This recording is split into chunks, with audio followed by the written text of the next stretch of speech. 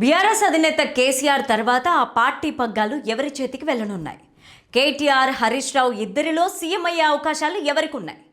వారికి ఉన్న బలాలు, బలహీనతలు ఏంటి? కేసీఆర్ ఎవరి వైపు మొగ్గు చూపే అవకాశం ఉంది? పార్టీ నాయకులు ఎవరి వైపు ఉన్నారు? వారిద్దరిలో ఎవరో ఒకరు సీఎం అయితే ఇంకొకరి పరిస్థితి ఏంటి? 2029 ఎన్నికల తర్వాత వీరిద్దరిలో ఎవరో ఒకరు సీఎం అవ్వక తప్పదా?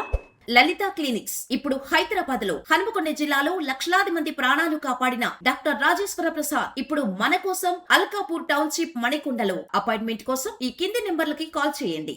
తెలంగాణ కోసం పుట్టిన పార్టీ, తెలంగాణను తెచ్చిన పార్టీ, తెలంగాణ ఏర్పడ్డాక రాష్ట్రాన్ని 10 ఏళ్ల పాటు ఏలిన పార్టీ, రాష్ట్రాన్ని దేశంలోనే టాప్ 1 స్థానంలో ఉంచిన పార్టీ బీఆర్ఎస్.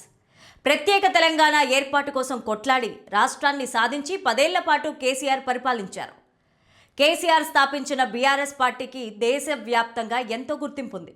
దక్షిణాది రాష్ట్రాల్లో ఉన్న ప్రాంతీయ పార్టీలను కూడగట్టి దేశ రాజకీయాల్లో సైతం రాణించాలని కేసీఆర్ భావించారు. కానీ అనుకోని పరిస్థితుల కారణంగా 2023లో జరిగిన ఎన్నికల్లో బీఆర్ఎస్ ఓటమి పాలైంది. దీంతో కేసీఆర్ ప్రత్యక్ష రాజకీయాలకు దూరంగా ఉంటూ ఎర్రవల్లి ఫామ్ హౌస్కు పరిమితమయ్యారు. పార్టీ కార్యక్రమాలను పూర్తిగా కేటీఆర్, హరీష్ రావులకు అప్పచెప్పేశారు. అవసరమైతే తప్ప కేసీఆర్ బయటికి రావడం లేదు.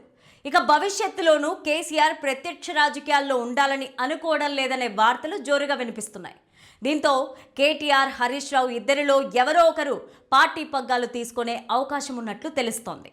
బీఆర్ఎస్ అధినేత కేసీఆర్ తర్వాత పార్టీ బాధ్యతలతో పాటు సీఎం అయ్యే అవకాశాలు కేటీఆర్, హరీష్కు బీఆర్ఎస్ అధినేత కేసీఆర్ తర్వాత పార్టీ బాధ్యతలతో పాటు సీఎం అయ్యే అవకాశాలు కేటీఆర్, హరీష్ రావు ఇద్దరిలోనూ ఉన్నాయి. బీఆర్ఎస్ పార్టీలో ఇద్దరు బలమైన నేతలుగా ఎంతో పేరు సంపాదించుకున్నారు. వారిద్దరిలో సీఎం అయ్యేందుకు ఎలాంటి బలాలు, బలహీనతలు ఉన్నాయి ఒకసారి చూద్దాం. మొదట కేటీఆర్ బలాలు చూస్తే కేటీఆర్కు ప్రపంచవ్యాప్తంగా గుర్తింపు ఉంది. ముఖ్యంగా పట్టణ ప్రాంతాల్లో, ఐటీ రంగంలో మరియు జాతీయ స్థాయిలో బలమైన నేతగా ఆయనకు గుర్తింపు ఉంది. కేటీఆర్ ఇంగ్లీష్, హిందీ, తెలుగు భాషల్లో అనర్గళంగా మాట్లాడగల శక్తి మరియు చర్చల్లో ప్రత్యర్థులను తిప్పికొట్టే నైపుణ్యం ఆయనకున్న ప్రధాన బలాలలో ఒకటి. ఐటీ, పరిశ్రమలు మరియు మున్సిపల్ శాఖ మంత్రిగా తనకంటూ ప్రత్యేక ముద్ర వేసుకున్నారు. హైదరాబాద్ను గ్లోబల్ సిటీగా ప్రమోట్ చేయడంలో కీలక పాత్ర పోషించారు. బీఆర్ఎస్ వర్కింగ్ ప్రెసిడెంట్గా పార్టీ వ్యవస్థపైన పూర్తి పట్టు సాధించారు.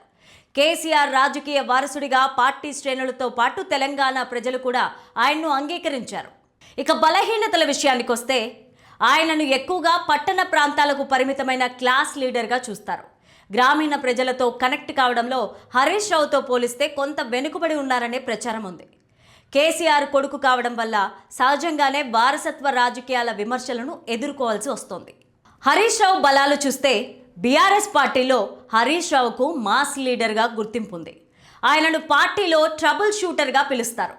క్షేత్రస్థాయిలో పార్టీని బలోపేతం చేయడంలో ఆయనకు ఎంతో అనుభవం ఉంది. గ్రామీణ ప్రాంత ప్రజలతో, పార్టీ కార్యకర్తలతో నేరుగా మమేకమయ్యే గుణం ఆయనకు పెద్ద ప్లస్ పాయింట్. నీటిపారుదల, ఆర్థిక, ఆరోగ్య శాఖల మంత్రిగా అప్పగించిన ప్రతి బాధ్యతను సమర్థవంతంగా నిర్వహించారు. మిషన్ కాకతీయ, కాళేశ్వరం వంటి ప్రాజెక్టుల అమలులో కీలక పాత్ర పోషించారు. ఉప ఎన్నికలు లేదా క్లిష్టమైన ఎన్నికల సమయాల్లో పార్టీని గెలిపించే బాధ్యతను తీసుకుని విజయవంతంగా పూర్తి చేస్తారనే పేరుంది.